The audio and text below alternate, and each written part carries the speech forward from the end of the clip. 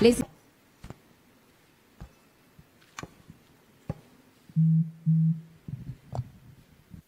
Good evening, everyone.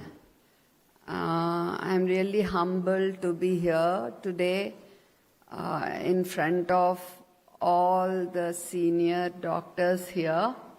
It's a privilege to be here today. And thank you, Times Now. Thank you, Samsherji. And thanks to Kalpana and Kiran. Now, this is a topic I chose to speak today, actually. Being a doctor in India, is it a privilege or an extraordinary challenge? What would you all say? I would say both. Okay. So, we all know that we navigate one of the most diverse of healthcare landscapes, balancing immense patient loads with the same compassion, patience, and resilience. Thanks to Times Now for recognizing our efforts and celebrating us for saving lives and building healthier communities across India. We, doctors of India, treat patients from every imaginable socio-economic background, and we stretch ourselves to the maximum to provide the best of care to them. We are the frontline workers in the busiest of cities and in the remotest of villages too. Our journey demanded countless sleepless nights, so many sacrifices, so many missed birthdays, so many missed anniversaries. And when our people are sick at home, we are still treating another sick person. Those are the kind of sacrifices we actually make, and only we can understand. But the moment we bring a patient back to life, the moment we see those smiles, all these sacrifices that we make seem worth it, isn't it? So, yes, I think it's a privilege to be able to take care of so many of them who are in need of us, and to bring back those smiles. We are able to deliver the state-of-art care. We are able to keep ourselves updated with the latest technology, AI, and everything. And many of us are even venturing out into educating people and empowering people with the right knowledge about healthcare. And no matter what, how much ever AI is here, it can only complement us. It cannot replace the human touch. It cannot replace clinical acumen, and it cannot replace our genuine empathy that we have towards our patients. So it can only complement, it cannot replace us. And we should be proud of being doctors. Doctors in India used to be viewed with deep reverence. And we were not just prescription writers, or we were not just people who do surgeries. We were the pillars of strength for many families, and we are the pillars of strength for many families in their darkest hours. But still, the perception is changing now. The perception is changing, and with the increasing health expenditure, doctors are viewed as someone who is always ready to please the patients. But we all know that, let us take corporate hospitals. Sir, no offense meant. But the percentage of bill, if you see, okay, the doctor's bill is not actually a major part of it.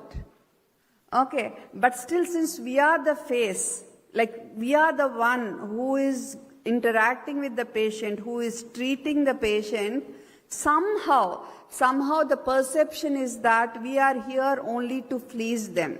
Yes, some of us have become like that, but most of us do our work to the best of our ability, true to our conscience, and definitely not with an ulterior motive to please the patients.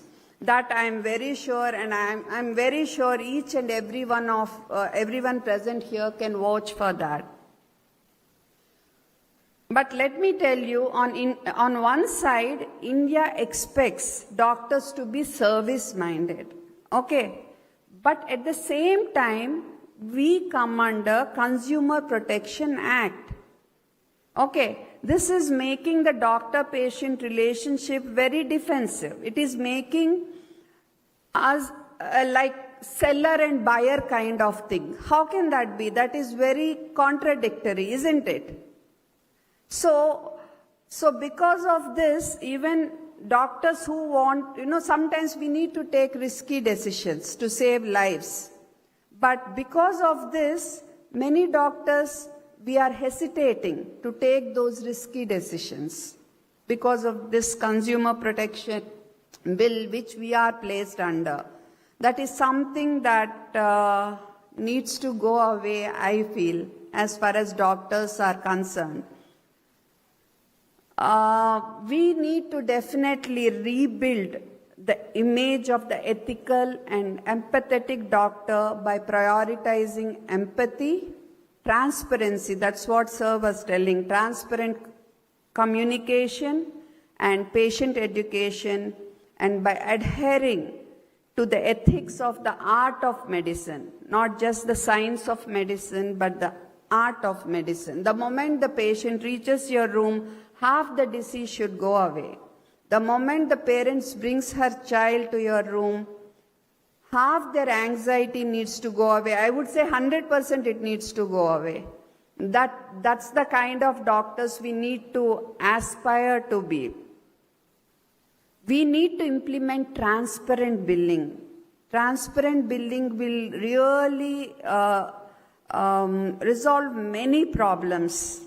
We are seeing doctors being attacked nowadays. We are seeing that violence against doctors is really going up. But transparent communication, empathy, and transparent billing, I think, will definitely prevent these incidents more than any law would be able to. And this is what we need to teach our students from day one. Good communication, empathy, bedside manners. Arrogance has no place in our profession. We need to be really ultimately patient. And public infrastructure definitely needs to be strengthened to provide equitable health care to all. So one of our ethics is justice, right? And for that, we definitely need public infrastructure to be better. And let us not compromise on any of the ethics, be it autonomy, be it beneficence, non-maleficence, or justice. And the 3 C's: consent, confidentiality, and capacity. Okay, so let us continue to wear our work with pride, uphold the highest ethical standards, and treat our people with the same relentless passion that brought us into this profession. Media can help by acknowledging our sacrifices, long hours, and the very low pay that the vast majority of medical professionals endure. So, I would say it's a privilege to be a doctor in this great country, and it is a privilege to be able to make a difference to so many lives, but it is extraordinarily challenging to live up to the expectations of the society. It is extraordinarily challenging to make people understand that we are not here to please them but cure them.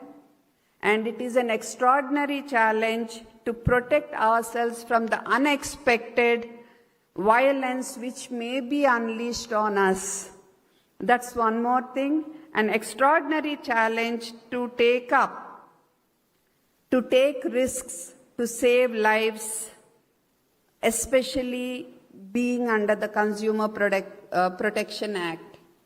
So, dear doctors, thank you for your tireless services, your courage, and the lives you protect every single day. Lots of love and respect. Thank you. Thank you so much, ma'am. Ma'am, I would request if you can please stay back on the stage. I would request Ms. Kalpana to please join me on the stage